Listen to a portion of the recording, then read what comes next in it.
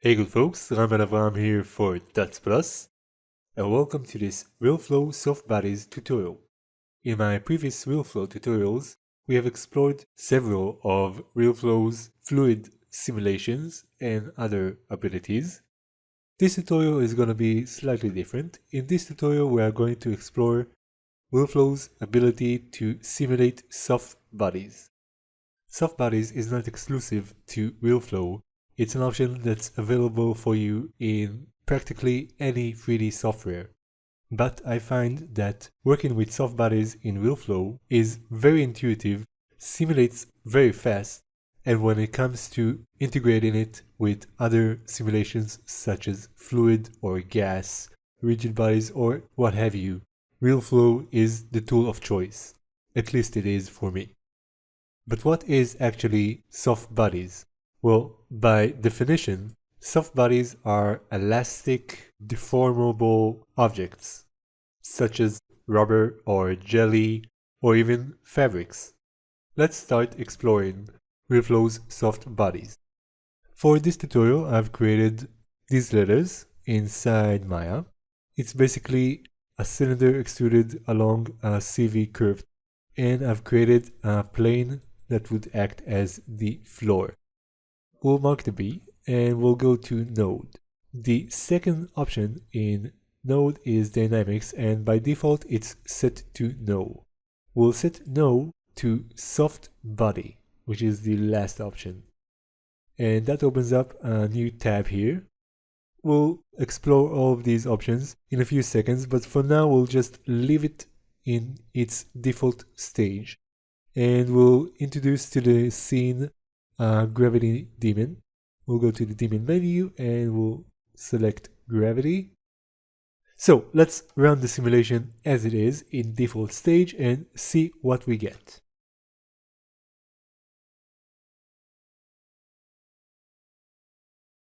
And the bee just falls down through the floor and keeps on going and going and going. Let's stop the simulation here.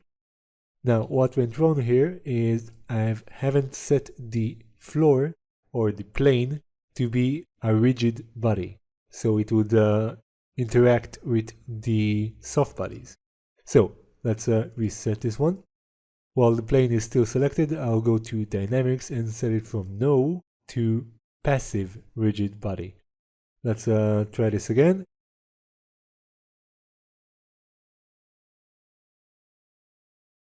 And there you go. Of course, there's no interaction with the other letters since the other letters dynamics is set to no. Let's stop the simulation. As you can see, we get a nice bouncy soft body here.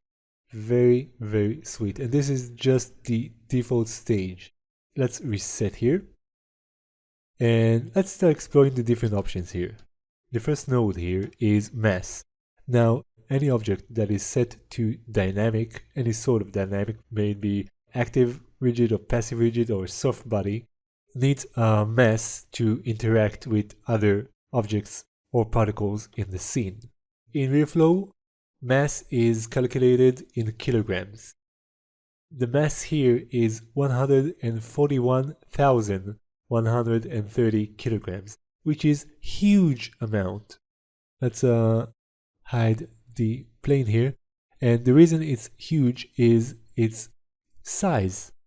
On the grid we got these squares, and every square is equal to 1 meter on 1 meter. So if we'll switch to side view, we can see that this B is 18 meters high.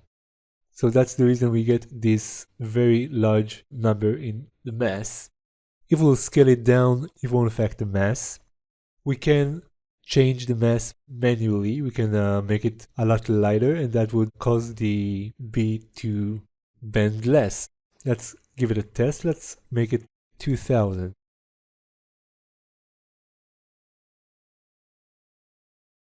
And as you can see, we barely even have any bend here. And on the other hand, if we'll add a few zeros here and simulate again, Now it's a lot heavier and it's really collapsing into itself. Let's take out a few of those zeros and simulate again.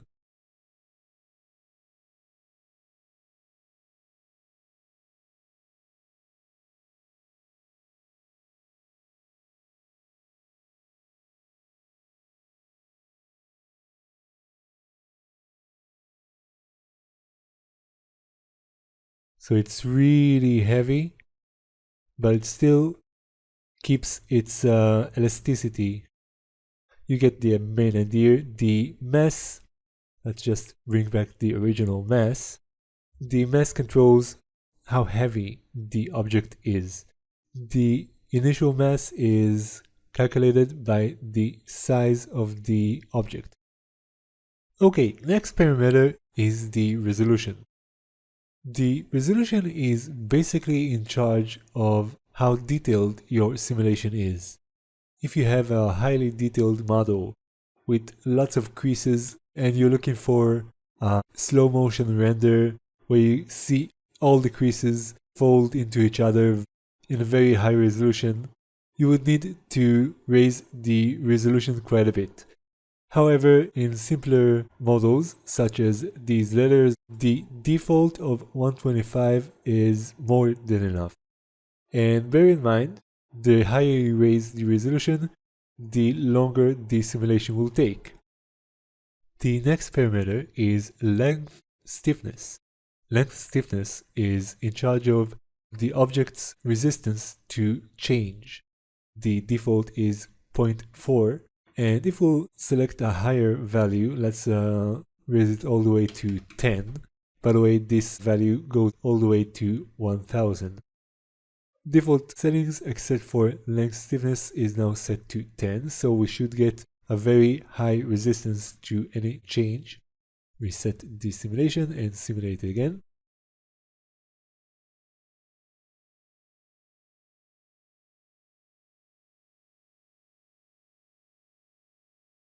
Even though the mass is the same, we hardly get any bounce and any fold in the object. Let's stop the simulation and reset it. And let's even try it at 100 and simulate again. Even more so, it's more stiff than it was before. Now let's reset it, and now let's give it 0.1 and simulate. And now we get a very low resistance.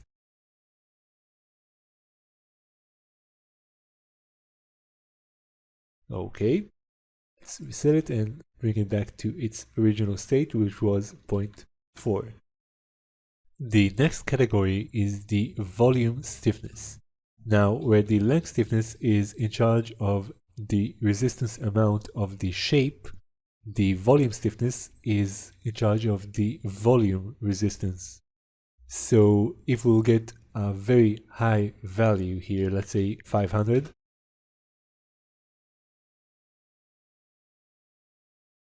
and as you can see, this one is not as drastic as the length stiffness. It's a bit more subtle. On the other hand, if we'll say change it to 0.1 and reset it again, let's simulate.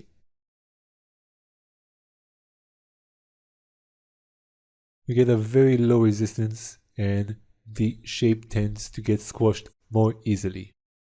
Now these two settings, the length stiffness and the volume stiffness, works together. When we're looking for creating different materials, you would first need to concentrate on the length stiffness and the volume stiffness to determine what kind of material this is. Next we have the elasticity. The elasticity works in a tight combination with the internal damping. But for now we'll just focus on the elasticity. The elasticity value goes from 0.1 to 1. That's all. The elasticity is in charge of how much energy the body keeps or loses when it interacts with other objects, different forces or particles or what have you inside Realflow. The higher the value of the elasticity, the more energy the object would keep. The lower the value, the more energy the object would lose. When the object loses its energy fast, the result is a wobbly animation. When the object keeps all its energy, we get almost no wobbling. Now, the internal damping acts as a fine-tuning for the elasticity. So a higher value for the internal damping would again cause the object to keep its energy, and a low value would cause the object to lose its energy. Since these layers are really huge, we'll set them to be inactive and we'll hide those. We'll create a sphere. Let's focus on that. I'm creating a sphere because its volume is a lot lighter than the letters. It's a lot smaller and it's got lower weight, and that would help our simulation to be a lot faster. So let's set the dynamics to soft body, and again, default settings here. Let's run a quick simulation and see how it looks.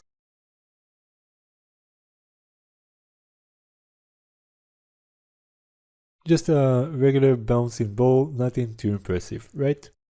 Now, if we'll set the elasticity to 1 and simulate again, the sphere should keep almost all its energy for a long time. And as you can see, it bounces less, basically a heavier ball. So, let me set that, and let's set the elasticity to 0.1. Now we should see an extremely wobbly ball, as you can see. It loses all of its energy very fast, which causes the sphere to wobble like crazy. Okay, now let's reset it and bring it back to its original 0.3 state. This time around, we'll bring up the internal damping. The default is 0.01. Let's set it to 5.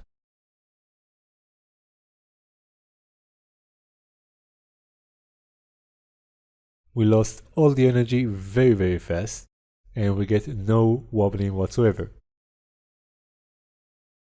Next we have the friction and the air friction. In nature, every object has some amount of friction. Even the smoothest surface has some amount of friction.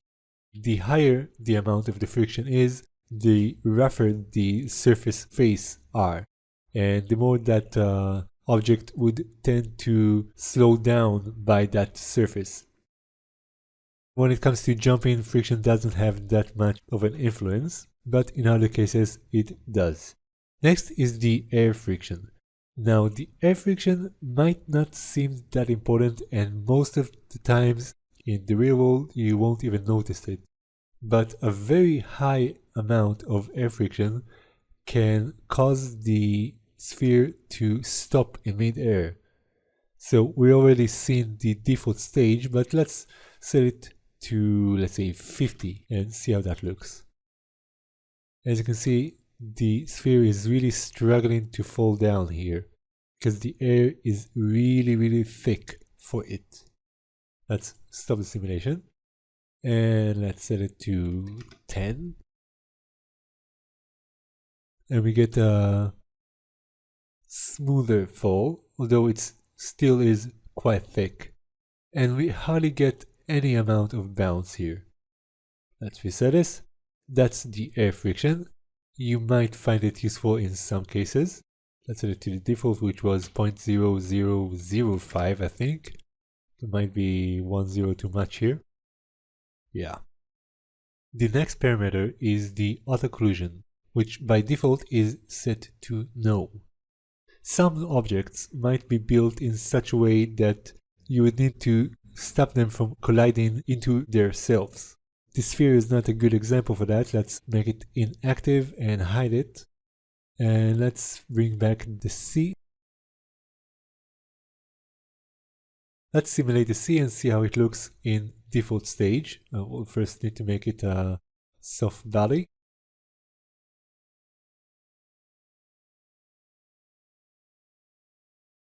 So there you go. The top of the sea is penetrating its bottom part. Let's stop the simulation and let's turn on the auto collide and see how it looks now. Now, first you can see that the simulation is taking much longer now. But the top part doesn't penetrate the bottom part, and it's colliding with its own self. So, in cases such as these, you would need to turn on the auto collision, but bear in mind that it takes a lot of simulation time. Let's stop the simulation and reset it. Let's make this one inactive again and hide it and bring back our sphere and make it active again. So that's the auto collision. Next is the plasticity. By default, the plasticity is turned off, and if we'll turn it on, these 4 parameters will be available for us. Basically, what plasticity does is allowing an object to remain deformed once it's hitting another surface or getting hit by another surface. For this example, let's actually turn this one off and let's create another object. Let's say a rocket. Okay, and let's scale it to 2 by 2 by 2. We'll rotate it on the x-axis to 90 degrees and we'll scale it again to 5 by 5 by 5. Let's turn this rocket to a soft body and we'll enable the plasticity for it. So now when the sphere would fall down on the rocket, we should see a dent in the rocket. Now this rocket has a very low amount of information here. There's really not enough divisions here, but let's give it a shot anyway and see how it looks.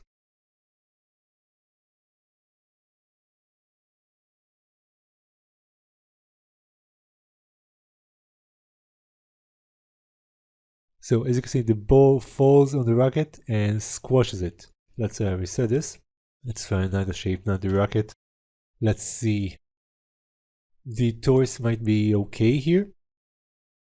Move it here. Just turn it to a soft body and turn on its plasticity. Okay, let's simulate again and see how that looks. And there you go. Almost no dent whatsoever. Okay, let's give the sphere a bit more of a mass, say 4000. So it's really heavy. Let's try this again. Now since it's heavier, it's actually falling down faster and should make quite a dent here. And it does leave a dent, as you can see. Let's stop the simulation, reset it. Now let's explore the 4 plasticity parameters. First, we've got the threshold. Its value goes from 0 to 1. The amount of permanent deformation that the object would get is determined by the threshold.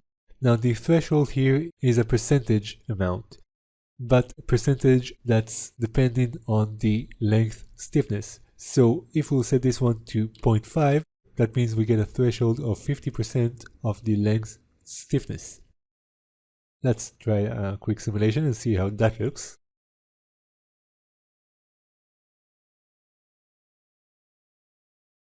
We get almost no deformation here. On the other hand, if we'll set it to a very low value, let's say 0.001, and simulate again,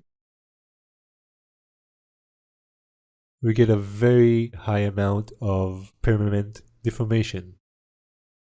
Now this might be a little strange, but where threshold is in charge of how much permanent deformation the object would get, the acquired, again in percentage, is in charge of how much relaxation or turning back to its original state the object will get. So when both of these are at the same value of 0.5, the default value, both forces are working equally. But if we'll raise this one to 1, let's give it a test simulation.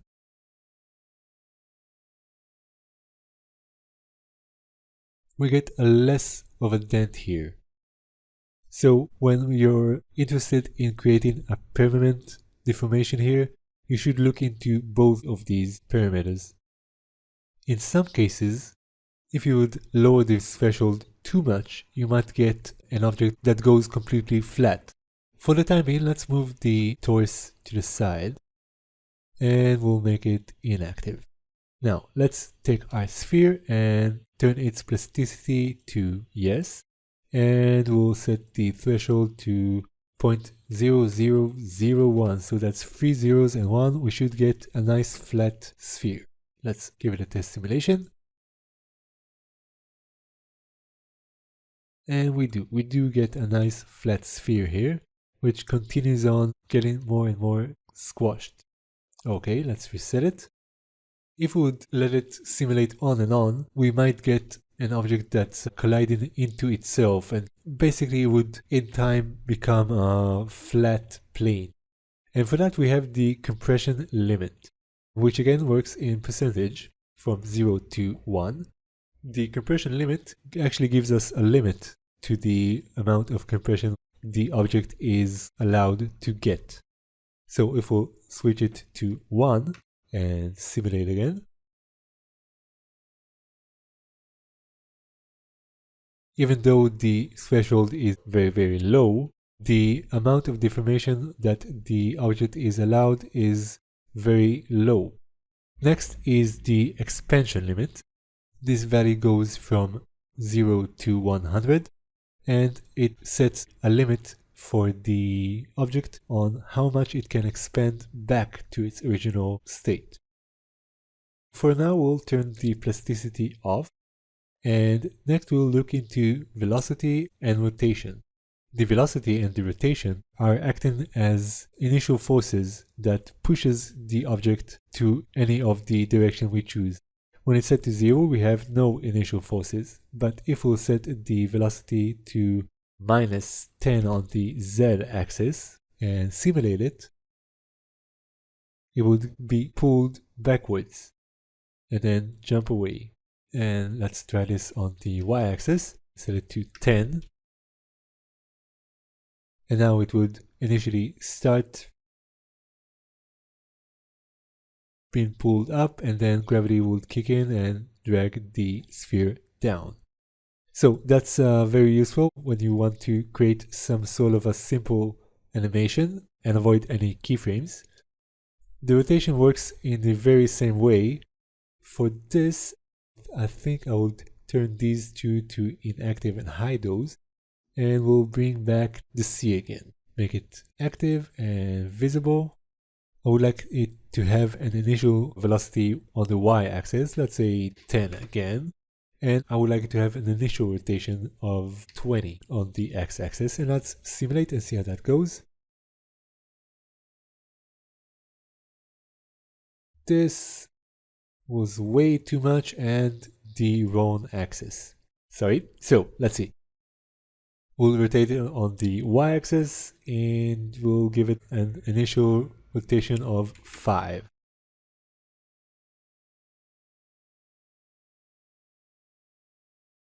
So it rotates on the y-axis, jumps up,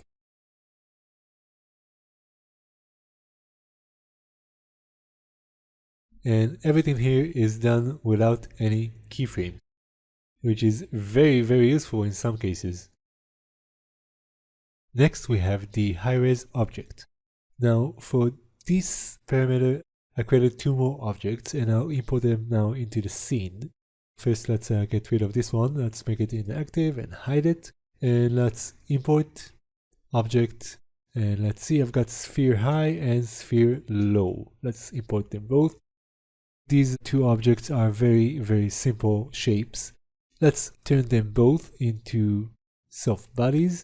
And here's the deal with the high-res object. When we have 2 objects which share the same size and the same shape, but not the same resolution, we can perform a simulation on one of those objects and then transfer its information to the other. Let's give it a test shot. First we'll make this one inactive. It's already a soft body and we'll give it a velocity of 10 on the y-axis and 1 on the rotation y and 1 on the rotation z. Let's simulate it. And we get a nice animation here and a nice deformation. Stop the simulation. And now we want this simulation to apply to the high-res sphere, only we don't want to calculate the sphere because it's a very high resolution one. For the tutorial sake, we'll say it's a high res. And we want the low res simulation to apply to this one. So let's reset. And this time around, we'll choose the sphere low and we'll set the high res object. We'll click on the minus sign here and we'll choose from the menu sphere high and hit OK. Now let's simulate again. And now as you can see, we get the same simulation for the sphere high with the very same calculating time.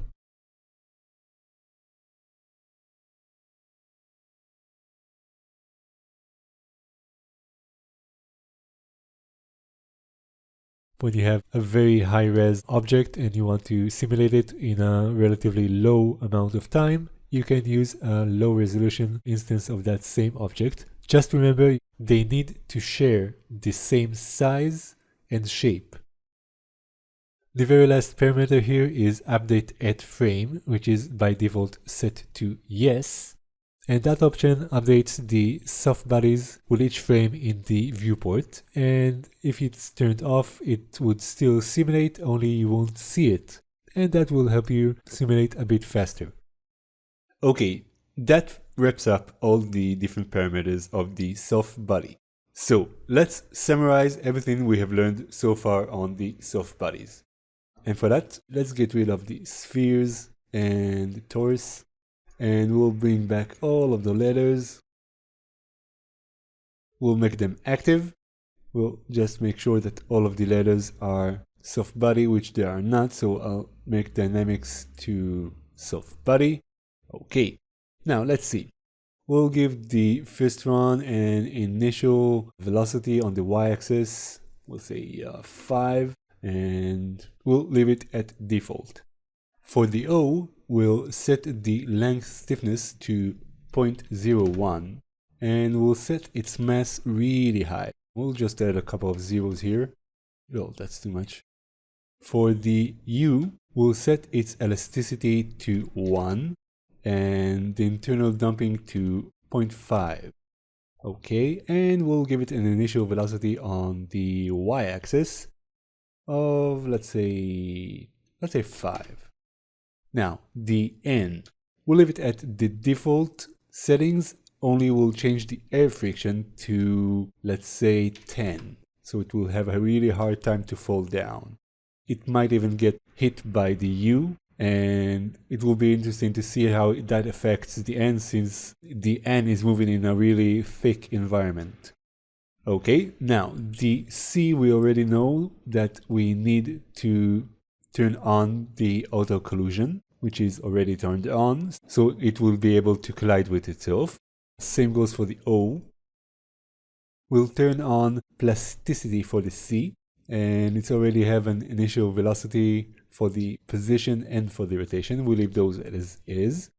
And for the E, we'll turn on plasticity as well, only this time we'll raise these values to, let's say, 0.7 for the threshold and 0.7 for the acquired. And we won't give any limit for the expansion or the compression. Let's see what else. You know what? Just so we can see how these soft bodies interact with fluids, let's introduce some fluid to the scene. For that, I would actually want to add a container. Let's create a nice cube and we'll scale it up. Now, I'm not going to fill this cube up, but I'm going to use it as a container for the fluids. Let's bring an emitter here. Let's just use a circle emitter. And we'll move it here. Rotate it 90 degrees on the Z axis. Okay, and we can make it a lot larger than it is at the moment.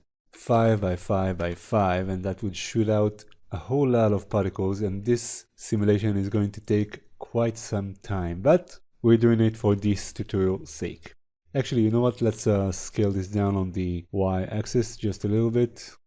Now, we need to give this simulation a whole lot of frames to work on. We'll make it 2000. One more thing for the emitter, we'll set the resolution from 1, which is not that high, but since we have extremely large soft bodies here, which will take quite a bit of time to simulate, I'll set the resolution to 0.1. I'll let it simulate and we'll come back to it after the simulation is over. As usual, I made some last-minute changes here. First, I've dragged the circle emitter a lot closer to the letters. I've also added to the scene a cube. Let's reveal it. A cube that will contain the emitter particles. And I've made it invisible so we can see what's going on in the scene. I've added a kill volume to the scene just in case some of those fluids might find their way out of the cube. I've added a drag force. I've disabled the letters and I've let the circle emitter simulate up to about frame 170, where I stopped the simulation, enabled the letters, and simulated again. The reason for that is that I wanted to get a nice pool of fluid below some of the letters before they start their simulation. So let's see how it looks. Fluid starts. The letters kick in, and there's a very nice interaction of the soft bodies with the fluid. And as you can see, we've got different behaviors here. The N is still struggling with the thick air around it. And let's see if the U did hit it. No, but the C does hit it, and as you can see, it has almost no influence on it. All in all, we can see very different behaviors here. As you can see, working with soft bodies inside Realflow is very easy, very intuitive, and simulates very, very fast. And I would recommend to experiment with it as much as you can. It's a whole lot of fun, and your workflow can gain quite a bit of it. Well, that's just about it for me, folks. I hope you enjoyed this tutorial. Once again, my name is Ram Ben Avraham, and I'll see you next time.